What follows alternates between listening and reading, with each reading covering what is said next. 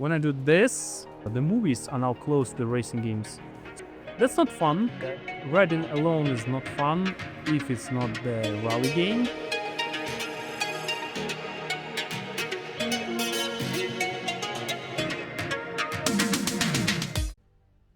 And hi everyone. So today we are looking at the Grid Legends. So this game is about 3 years, no, it's 4 years old. So it's still looking nice, really nice, and the gameplay is awesome. And the series Grid originates from 2008. It is the already legendary series by Codemasters. So this game is focused on the arcade casual autosport, so it's kind of hinting to be a bit of simulator, but the driving is pure arcade. So the real point I'm here with this game is that I have recently watched the movie F1 with Brad Pitt. The movie is great, and I think that the whole montage audio stuff, all the audio visual effects when the field of view narrowing or expanding depending on the speed, cockpit view and sounds there, all that stuff, music intensity, has been really inspired from this game. I mean, I don't have the proofs, I can just say I feel this, but at certain moments, like when I saw that specific montage of the final race of the game, of the movie, I just, hey, I seen this in the game. And I totally recalled the Grid Legends. It was my #1 guess.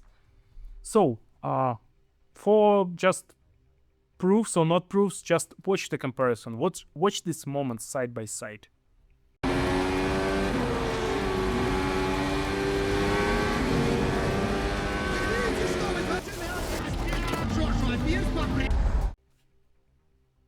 Alright, so we're back into the game. What I will tell you today, I will tell you what are the elements in the games which are making it close to the movie, and ironically what movies then borrow from games into the cinema. So I'm starting, I guess, with the camera. So I mentioned the field of view, how it works exactly. So here a brake, and you see that the camera kind of, the field of view expands, and when I boosting things up, it narrows. The horizon view is narrowing a bit. So again, I'm braking and the field of view expands. Now I'm boosting the speed up and the frame closer to the edge, to the horizon, narrows. Another point is the camera shake. It can happen like this when I'm bumping up, and it can happen in like different cases, like I'm braking and got mostly it's about the hits. So when you hit, you get the camera shake. So what else? Against a part of the camera shake, there is a dolly zoom effect and kind of following the car. When I do this or this, you see that the camera kind of sticked to the car at a certain point with the invisible frame. So that's, of course, to add the cinematics. That is what happens sometimes with the professional racing. They have the small cameras attached with a certain gear to the car body, and it's more and more used nowadays. Okay, about the cameras, it's kind of clear. I won't dig too deep into this. But what about the visuals? So the LUT or lookup tables, it's kind of the sets of colors used into with the game to get the palette right. In the Need for Speed game, the game from 2015, the kind of reboot of the Need for Speed, they used specific like heavy blue and green tint and film grain to get that like artificial 35mm nighttime film stock. So that happens a lot with the Grid, but they simulate that like digital picture of their later 2010s live translations of the racing sport. So they do it with a certain grain, with the colors. They do it on the like post-race montage. So they really try to look like it's kind of just live-action translations from the real-life racing. Okay, the lens flares obviously is another like reality stuff which is adding things to the reality. And then we have the lighting. Of course, the lighting on the car, you see the reflections, and kind of it's on top of the car. You can see it if you look closer, and there is a source of light pinned to the car, and it is beyond the camera, of course, but it is highlighting the car so that it would be always distinct in terms of the lighting compared with the environment, the like competitor racers, and be like easily distinctive with the weather, like rain, snowy effects. So it is used like this. So for you who thought that the level just has the lighting like the sun, like one source or several sources of lighting, no, it's not looking like this. It's kind of different. Yeah, so I'm 17th for some reason. I really bad at driving when I'm talking. But let's continue. So what else? If you look closer to the edges of the frame and into the horizon, you will see that heat haze mirage, and that again, that's another post-production effect that adds up to the level of kind of engagement when you notice this thing. Again, that's done purely to make the real picture of the game closer to the live action sports translations. Okay, okay, I'm bumping. And when I bumped, I guess you heard something. Let me do it again. And again. And again. 56.9. So you probably heard, I hope you heard, that the way the music and the whole sounds like dimmed a bit when I got hit. That's because that's the immersion effect when like you have some kind of the beeping sound like in your head when you get hit, all that like dizziness audio. That adds up a lot of engagement. That's not a new thing in the racing games, but it really makes it stand out when comparing the games with the movie. Then I'm shifting to the cockpit view, and we hear another feature done in modern racing games. It is the like adaptive engine sounds. Yeah.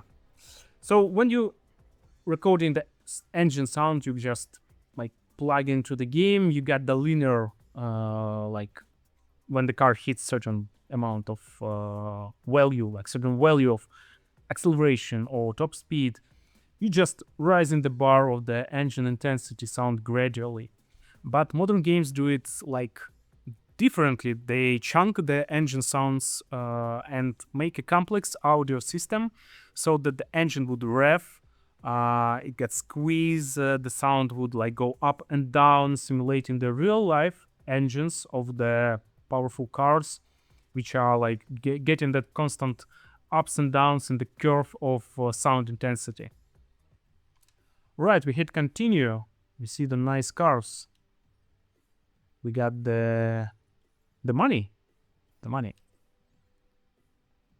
And we are forced to restart. But we won't do this. We will continue.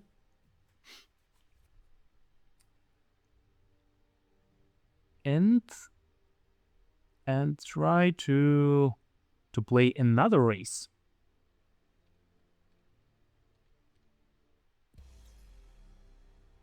Yeah, since we got into the electric league.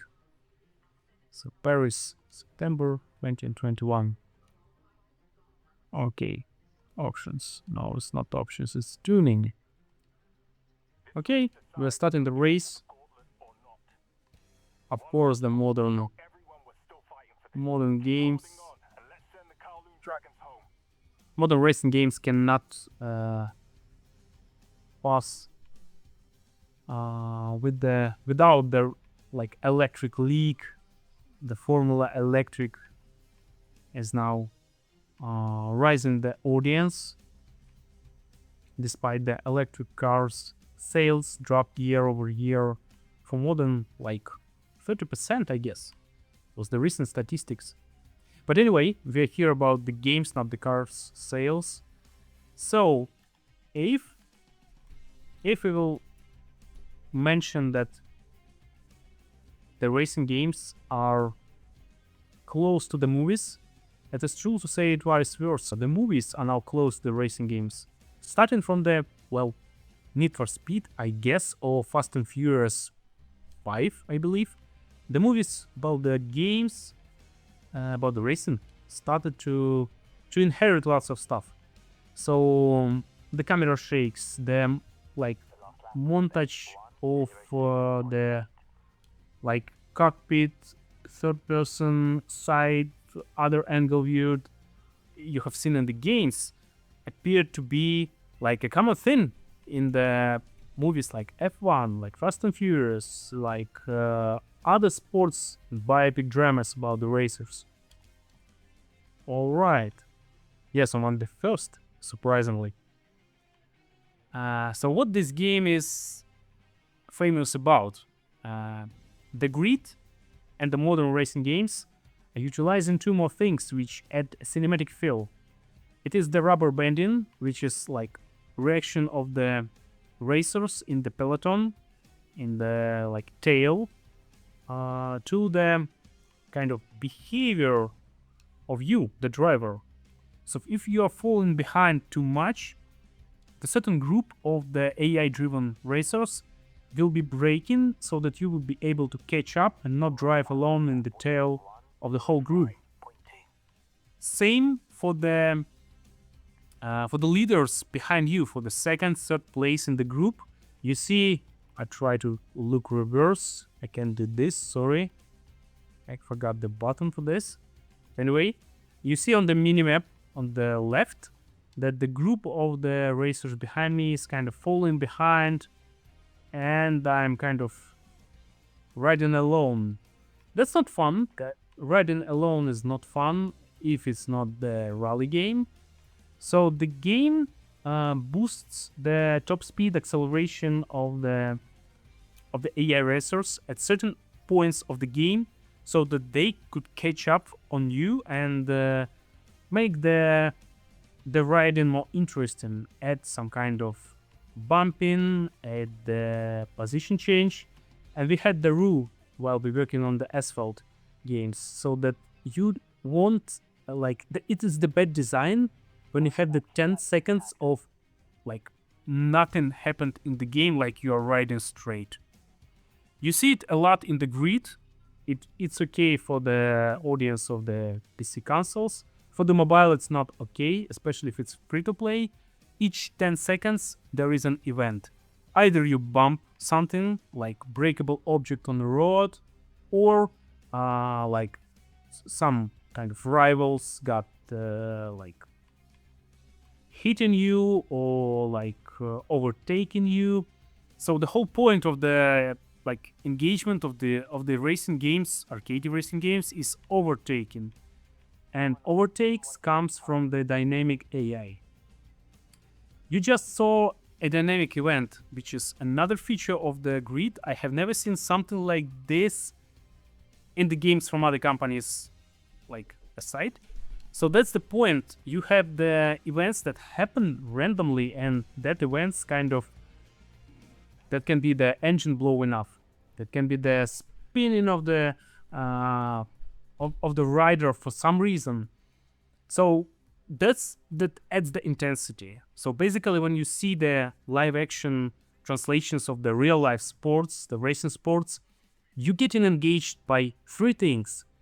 It is the crashes. It is the like something technical happens. I don't know, engine blow-ups, tires going out or something like this, which is eventually leads to crashes or some kind of fireworks. And then it is overtakes. So that's the core three things for the fun. And that's what racing games try to distillate and put into the action, into the like 2, 3, 4 minutes of the one racing level.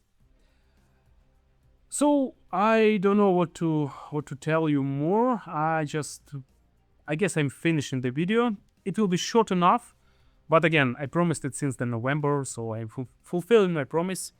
Not sure I will make more videos on this, and I definitely will see you around on the channel weekly, and look forward, subscribe to the channel, watch over my posts. I will be teasing something fresh really soon. Play racing games, make racing games. The games are great. See you there. Bye bye.